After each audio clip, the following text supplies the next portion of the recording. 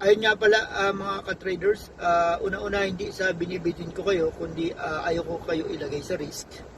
Gusto ko matutunan nyo talaga ng dahan-dahan from the very beginning kung paano talaga yung proseso, no? Kung paano makapag-trade ng low risk, high reward, at syempre yung hindi nasasayang yung oras mo.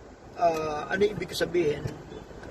Hindi kailangan nakatuto ka, nakabantay ka sa bawat candlestick, 1 minute time frame, 5 minute, 15 minute. Hindi kailangan, lalo nasa mga may trabaho, hindi talaga kailangan i-give up yung trabaho para mag-focus dyan.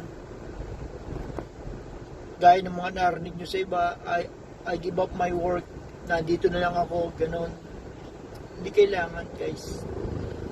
Kasi in 15 to 20 minutes, kaya mo mag-position, protect your capital, by putting a stop loss or ceiling na hanggang doon lang talaga yung pwede mo i-expose sa market. And actually, yan nga ang isa sa mga kinawa-wipe out pa ng account ng mga traders is yung over-trading. At saka yung maraming masyadong strategy na confusing na.